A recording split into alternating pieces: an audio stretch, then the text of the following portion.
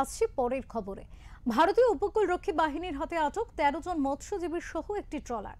ভারতীয় জল সীমানা লঙ্ঘন করায় ট্রলারটিকে আটক করে ভারতীয় উপকূলরক্ষী বাহিনী। আটক ট্রলারটির নাম মায়ের দয়া।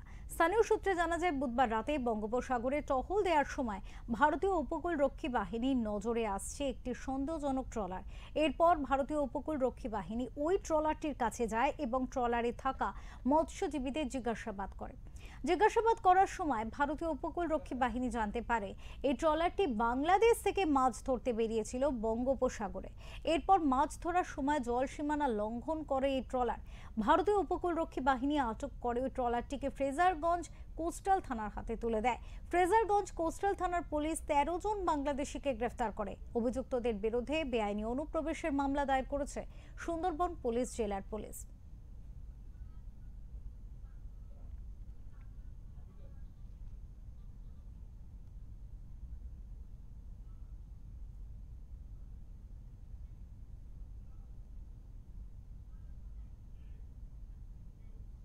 এই মুহূর্তে আমাদের সাথে রয়েছে আমাদের প্রতিনিধি শুভজিৎ দাস। কথা বলবো শুভজিতের সাথে, জানার চেষ্টা করব। শুভজিৎ, দেখো, মাছ ধরতে গিয়ে এই ধরনের একেবারে ট্রলার লঙ্ঘন করে যাওয়া, যে দেশের যে সীমানা, সে সীমানা লঙ্ঘন করে যাওয়ার মতো ঘটনা এর আগেও ঘটেছে, ফের এবার এই ঘটনা এবং ১৩ জন আটক।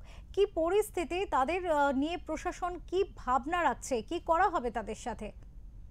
দেখো, তোমাকে প্রথমে বলে রাখি, গতকাল বঙ্গোপসাগরে ভারতীয় নৌবাহিনীর যখন উপকূলরক্ষী বাহিনী যখন টহল দিচ্ছিল, সেই সময় একটি সন্দেহজনক ট্রলার তারা দেখতে পায় এবং সেই ট্রলারটিকে গিয়ে যখন জিজ্ঞাসাবাদ করা হয়, তখনই জানা যায় যে এই ট্রলারটি বাংলাদেশের ভারতীয় জলসীমানা লঙ্ঘন করে কার্যত ভারতের বঙ্গোপসাগরে এসে মাছ ধরছিল।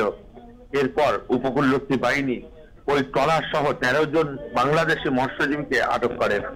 এরপর সেই ট্রলারটিকে নিয়ে আসা হয় ফ্রেজারগঞ্জ কোস্টাল থানা এলাকায়। এরপর ওই ১৩ জন মৎস্যজীবী সহ ওই ট্রলারটিকে ফ্রেজারগঞ্জ কোস্টাল থানা পুলিশের হাতে হস্তান্তর করে উপকূলরক্ষী বাহিনী। বেআইনিভাবে অনুপ্রবেশের অভিযোগে ১৩ জন বাংলাদেশিকে গ্রেফতার করে ফ্রেজারগঞ্জ কোস্টাল থানার পুলিশ।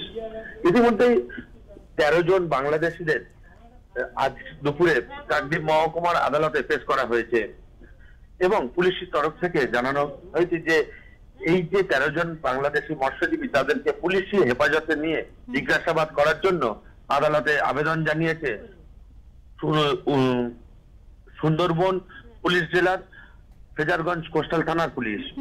এই যে বারবার ভারতীয় জলসীমানা লঙ্ঘন করে বাংলাদেশের ট্রলার যে ভারতবর্ষের মধ্যে ঢুকে যাচ্ছে, এটা কি শুধুই মাছ ধরার উদ্দেশ্যে নাকি এর পিছনে রয়েছে অন্য কোনো অভিসন্ধি, সে বিষয়েও খতিয়ে দেখছে পুলিশ। অনেক ধন্যবাদ শুভজিৎ, তোমাকে অনেক ধন্যবাদ। আমাদের সাথে ছিলেন আমাদের প্রতিনিধি শুভজিৎ দাস। ইতিমধ্যে জানিয়ে রাখি যে এই যে সীমানা লঙ্ঘন করে ঢুকে যাওয়া ট্রলারটি, তার মধ্যে ছিল ১৩ জন মৎস্যজীবী। এই বাংলাদেশি ১৩ জন মৎস্যজীবীকে কিন্তু ফ্রেজারগঞ্জ পুলিশের হাতে তুলে দেওয়া হয়েছে এবং তাদের তরফ থেকে কিন্তু তাদের আদালতে পেশ করা হবে, এমনটা জানানো হয়েছে। তবে এই যে বারবার সীমানা লঙ্ঘন করে ভারতে প্রবেশ করে যাওয়া বাংলাদেশি যে মৎস্যজীবীদের মাধ্যমে এই যে মানে এটার কিন্তু এই ঘটনা কিন্তু স্বাভাবিকভাবে একটা প্রশ্ন রাখে যে সত্যি কি সীমানা লঙ্ঘন করে সাধারণভাবে তারা ঢুকে যাচ্ছে, নাকি এর পিছনে রয়েছে কোনো অভিসন্ধি? যেমনটা বললেন আমাদের প্রতিনিধি, স্বাভাবিকভাবে এই প্রশ্নটা কিন্তু অবশ্যই থাকছে। উল্লেখ্য, দিন কয়েক আগে সুন্দরবনের ঘন জঙ্গল লাগোয়া এলাকা থেকে ভারতীয় উপকূলরক্ষী বাহিনী একটি ট্রলার এবং ১৯ জন বাংলাদেশি মৎস্যজীবীকে আটক করে। বাংলাদেশি মৎস্যজীবীরা শুধুই কি মাছ ধরার উদ্দেশ্যে বেরিয়ে জলের সীমানা বারবার লঙ্ঘন করছে, নাকি এর পিছনে রয়েছে কোনো অন্য অভিসন্ধি?